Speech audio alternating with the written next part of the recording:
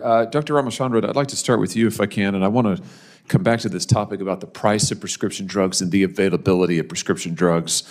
I note that you're both a researcher, professor, and also a clinician, a primary care physician, so you have up close and personal experience with this. Let me just throw out some statistics that caught my eye and get your reaction to them. Between 2010 and 2021, the United States lost 26,000 independent pharmacies. 45 million Americans now live in pharmacy deserts where there is no pharmacy, local pharmacy, or any pharmacy within driving distance. That includes in my home state of Missouri. You know, Missouri, we've got 2 entire counties that have 0 pharmacies of any kind. 0. 2 whole counties. CVS, I note, this year announced plans to close 271 retail stores. Walgreens says over the next 2 years it will close 1,200 stores. So we're seeing mass consolidation.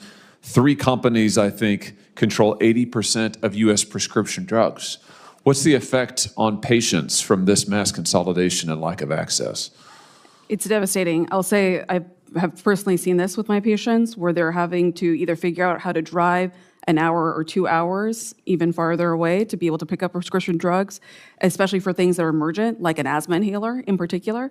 And this has just caused devastating effects and sometimes have landed them in the hospital or even worse. So it's definitely a huge problem, and also, results of, as mentioned, the consolidation, the various stakeholders that are not being regulated, that there's not proper oversight over, including pharmacy benefit managers, as well as the pharmaceutical companies that enable incentives for those entities as well. We have a huge problem with our pharmaceutical supply chain in terms of who's controlling access, price, and availability of these medications. Let me just ask you about that point because I think it's so important. Let's just stick on PBMs for a second.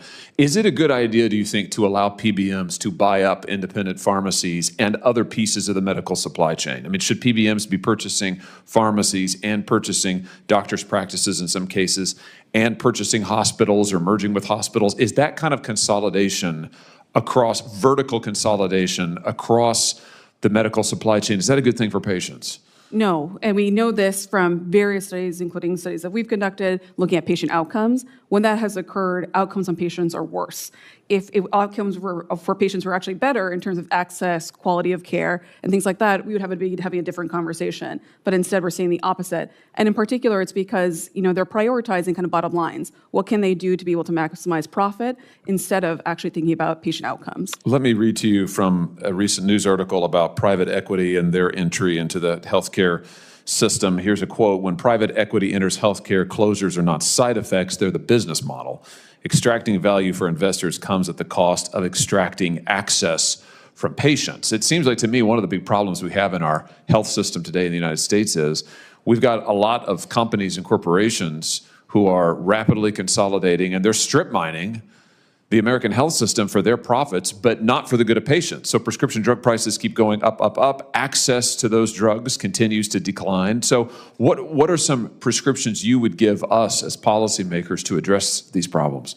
I know the committee, and especially you as Senator, have been talking about reforms to various parts of the supply chain, including obviously pharmaceutical companies, but also PBMs, right, to actually address this issue around consolidation.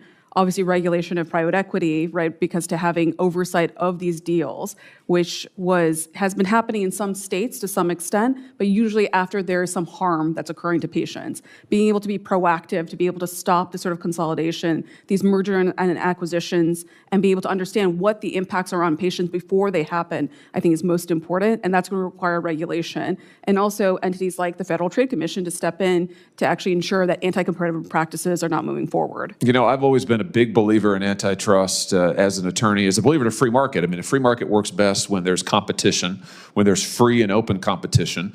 That's what keeps prices down. That's what benefits consumers. And when you see the kind of consolidation we are seeing, whether it's on the pharmacy side, whether it's on the big pharma, the production of pharmaceutical side, I think it's really no surprise that we're seeing the increase in prices, but the decrease in care to consumers. And so you're right. This is why I believe one of the things we ought to do immediately is prevent PBMs from buying up every aspect of the supply chain. Why should PBMs be able to own all these pharmacies? Why should they be able to start buying doctors' practices? We don't allow that in other aspects of our economy. Why should we be allowing it in healthcare? I think it's nuts. And I think it's time we actually, in our competition policy, started putting patients first. So thank you for the work you've done on this. Thanks for the rest of the panel, and thank you, Mr. Chairman. During a Senate Health, Education, Labor and Pensions Committee hearing on Wednesday, Senator Josh Hawley, Republican Missouri, raised concerns about the growing consolidation and corporate control within the U.S. pharmacy system, particularly the role of private equity and pharmacy benefit managers, PBMs, in driving up costs and reducing access to care. Hawley cited troubling statistics showing that between 2010 and 2021, the United States lost 26,000 independent pharmacies, leaving 45 million Americans living in pharmacy deserts, areas without any nearby pharmacy. In Missouri alone, he noted, there are counties with no pharmacies at all. Meanwhile, major chains such as CVS and Walgreens have announced plans to close hundreds of stores, further deepening the access crisis. Dr. Ramchandra, a physician and researcher, described how this trend has severely impacted patients. She explained that many people are now forced to drive hours to fill prescriptions, including essential medications like asthma inhalers, often resulting in delayed treatment, hospitalizations, and even worse outcomes. The doctor attributed much of this to unregulated consolidation across the pharmaceutical supply chain, where PBMs and pharmaceutical companies exert outsized influence over access, pricing, and distribution. Hawley pressed the issue of whether PBMs should be allowed to buy pharmacies, doctors' offices, and even hospitals, calling such vertical consolidation a threat to patient care. Dr. Ramchandra agreed, pointing to research showing that patient outcomes decline when corporate ownership expands, as profit maximization replaces patient-centered priorities. Hawley also cited reporting on private equity in healthcare, which found that closures are not accidental but part of the business model, extracting profit for investors at the expense of patient access.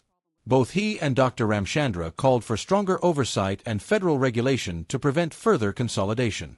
Dr. Ramchandra emphasized the need for proactive intervention by regulators like the Federal Trade Commission to block anti-competitive mergers before they harm patients. Hawley agreed, arguing that the American healthcare system no longer operates as a free market because competition has been eroded by monopolistic control. He concluded by calling for policies to prevent PBMs from owning multiple parts of the healthcare supply chain and to reinvigorate antitrust enforcement, stressing that healthcare policy should put patients first, not corporate profits.